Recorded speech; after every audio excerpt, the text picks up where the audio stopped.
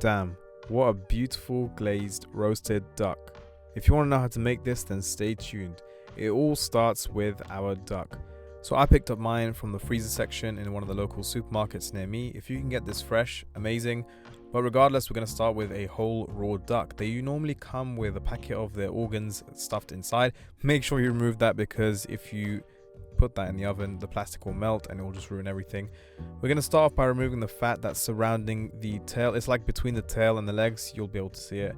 It's usually this large sort of flappy piece of fat. It's kind of unnecessary. You can just remove it. We want to sort of tidy up our duck, making it as nice, clean, tidy kind of shape.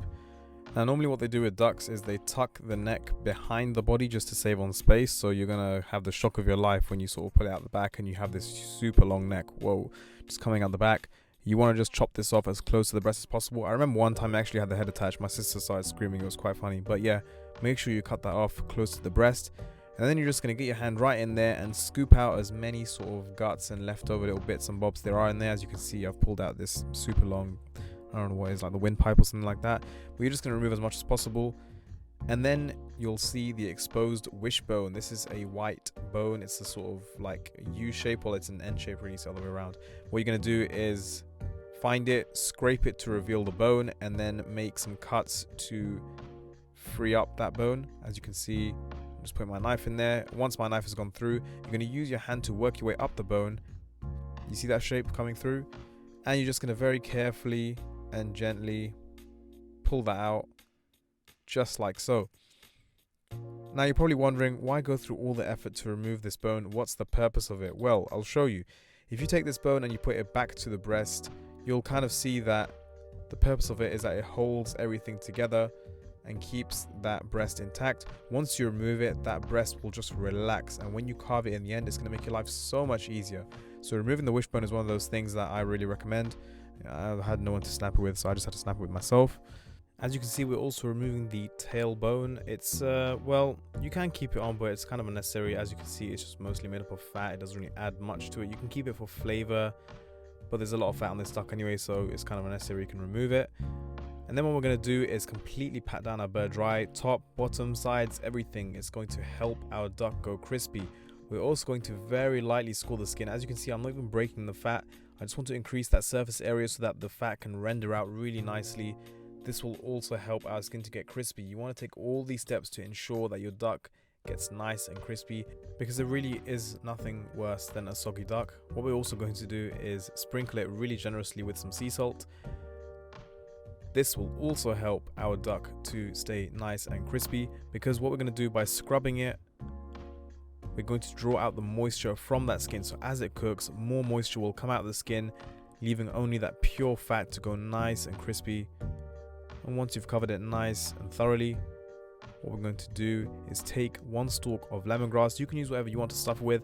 I want to keep it nice and simple. You don't want to overcrowd the cavity in the duck. I'm just going to bruise it up with a pestle and mortar. You can use the back of a knife or something heavy and put it back into the duck. Okay, not gonna lie, the next step is kind of gruesome, so just bear with me for a second, right? You're gonna take these huge wings that the duck has and you're gonna snap it behind its back. Oh, I know it's kind of gross, but you know, you're just gonna have to firm it. This is not like a challenge for the weak of hearted. The reason why we're snapping it, it's not because we're sadistic, it's because we are trying to raise the duck off the bottom of the dish. If you have the duck touching the bottom of the dish, the back might go soggy. If you want more air to sort of flow through the duck, increasing the sort of crispiness of it, you're going to do that. Next up, we're going to tie it together. Literally just a simple piece of string. I got 3 balls of this string for like £1 in the local pound shop. It really is quite accessible. We're going to make a figure 8 around the legs. As you can see, when I pull it either side, it tightens the legs, and I'm going to bring it around the breast, tying a simple knot.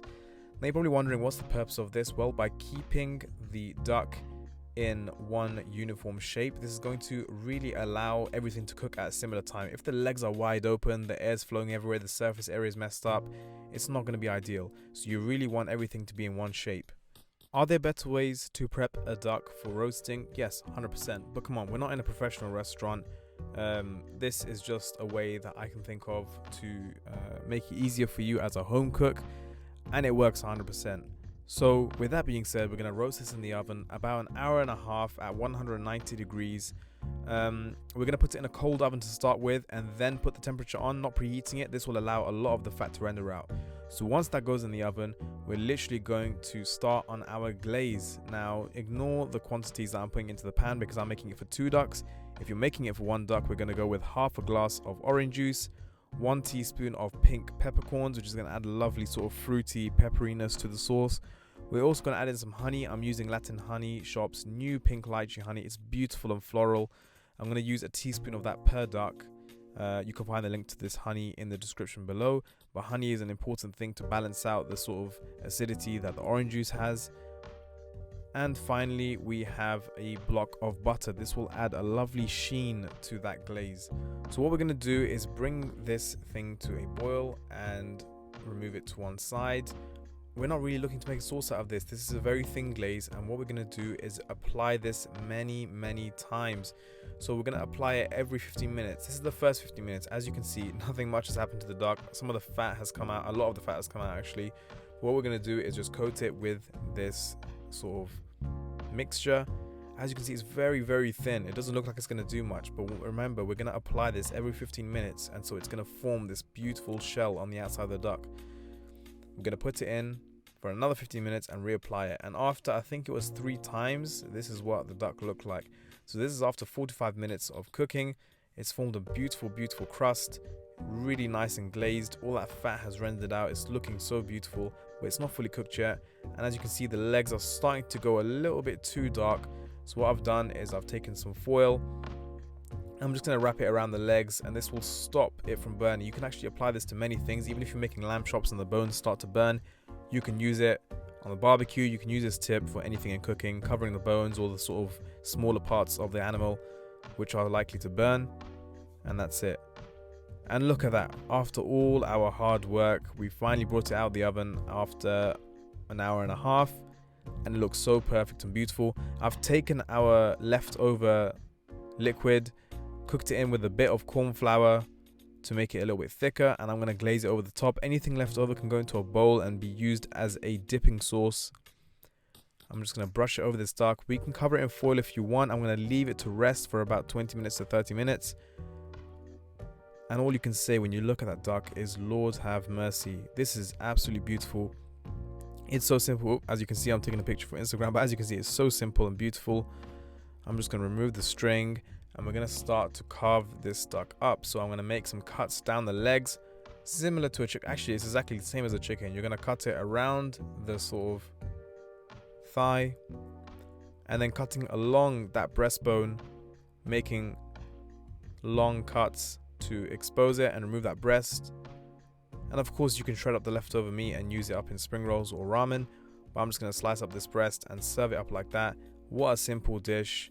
Thank you so much for watching, guys. I mean, there's so much you can do with it. Please comment below how you would like to have your duck. You can of course change the glaze that you use. You can use soy sauce, you can use a pre-made sauce if you want, you can use hoisin, whatever you want. This is just a very simple one that I'd like to show you guys. So thank you so much for watching. Please like, subscribe, and follow me on my socials at slice_yt on everything. I'll see you next time.